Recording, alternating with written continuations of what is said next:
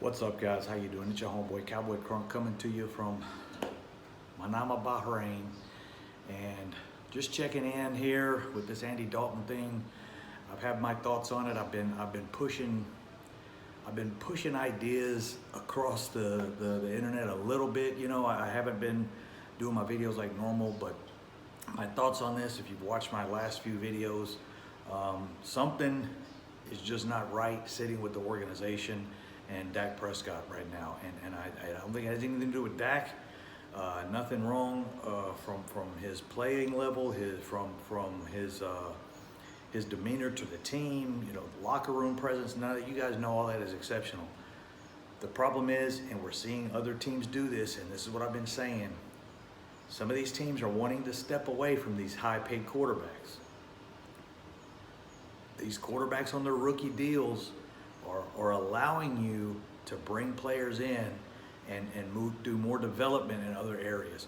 Once you get this quarterback, just like Aaron Rodgers when he was signed, what happened after he was signed? They fell off for a year or two. It takes a while to rotate some of those players back through the system where you can replace these guys that you can't keep. You know, we've already lost Byron Jones. There's some other stuff that could go down. We've got LVE to sign. We've got other players coming down the road that we need to sign next year. X Woods, Cheetah Awuzie, if we decide to keep him. I mean, depending on how things play out this year. Was it the defensive scheme they were in last year? Was it Chris Richard? We're not sure. Jared Goff, what has happened to the Rams since he was signed? A tremendous drop-off, mainly because of his contract as well as Todd Gurley's. The stinking Eagles, you know, what the hell has happened to them since they've signed Wentz? Where is this going, and what are the teams starting to look at? We've seen in this draft teams taking quarterbacks that didn't necessarily need to. The Packers looking like, you know, are they taking this guy to replace Aaron Rodgers? No, of course not. But are they setting themselves up so that when his next contract comes in, he has no negotiation leverage because they've got a backup guy waiting there? This Andy Dalton thing, guys, I'm telling you, if Dak, the Cowboys are not wanting to put that top super high-end price tag on a quarterback, whether it's Dak, whether it was Aaron Rodgers. They could take any quarterback in the league and throw them on the Cowboys staff. The Cowboys are not wanting to make that kind of move. They're wanting to invest in the offensive line, the D-line, get our secondary squared away and have a great quarterback, but not pay him this astronomical Jared Goff, Carson Wentz, Aaron Rodgers. The only teams that have done this, have been successful recently, are the teams that have drafted spectacular. And that would be San Francisco, who's done it with Garoppolo, who's a high-paid quarterback. Seattle, as you guys know, the Atlanta Falcons have had some trouble with Matt Ryan and keeping players there. And when they paid Freeman his big contract, that was years ago. But when it was hitting the top of the salary cap with these running backs and the quarterbacks, you lose too much around them.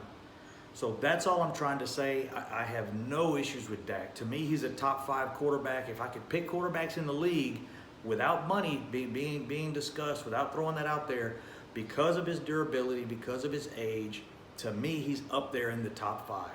Of course, Aaron Rodgers is better. Russell Wilson, to me, is probably the top quarterback in the league right now because he's still relatively young. He's in the prime of his career. He's still making it happen. He's done some things with very little on the team for a little while. They're putting those pieces back together and they're drafting well. But this does not, this Andy Dalton deal, I know he's from the Dallas area. I know he's moving into the area. You know, he wanted to go back home. That was a big part of it. But this does give the Cowboys leverage if they decide that they want to walk into the season and let Dalton start. If we ever get to a season, if they decide Dak doesn't want to sign his franchise tag, he doesn't want to take the deal we're offering, and I think they offered him a fair deal. I know Dak wants to be the #1 paid player in the NFL. Over the last 10 years, the highest paid player in the NFL has not reached the playoffs.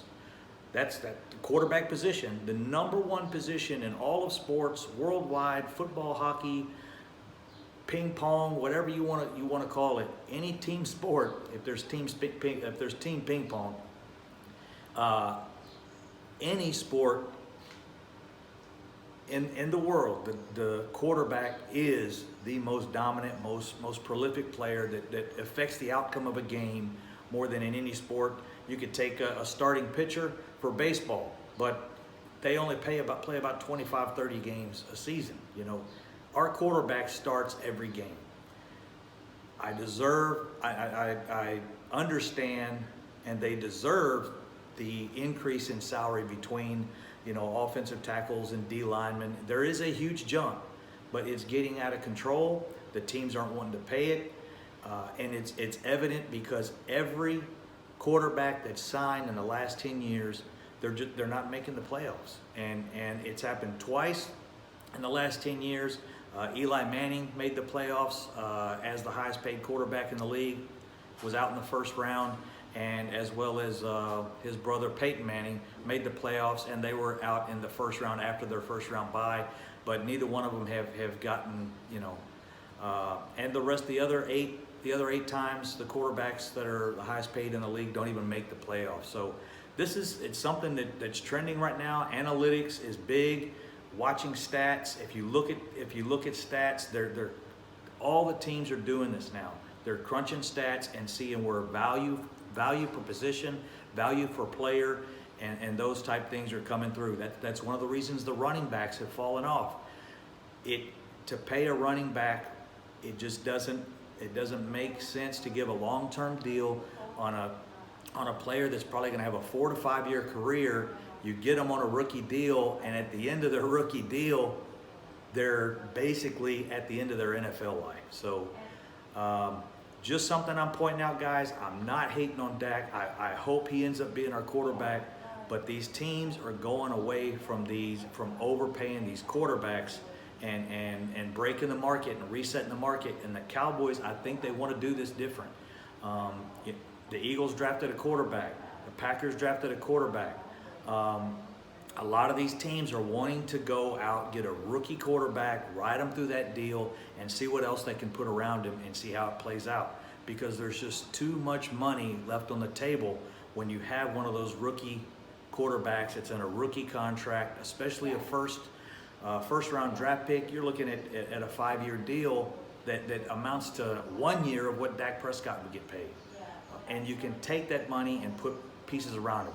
Am I believing in that theory? No. I just see that that's what's going on. That's why I'm posting the video. It's straight up business. And if it works out, it works out. If the Cowboys don't believe in it, if 1 or 2 games into the season, if Andy Dalton is possibly the starter because Dak doesn't sign what they offer, and Andy Dalton is playing the season and doing well, they're going to roll with that.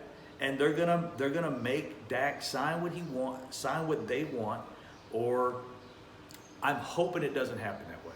But I just see the possibility because of what other teams are doing. The Cowboys aren't the only ones. We're just happen to be in the heat of it right now because we haven't signed our franchise quarterback. So anyways, guys, that's my thought on it. Cowboy Crunk, your war daddy from Bahrain, Manama. Peace out. Good luck.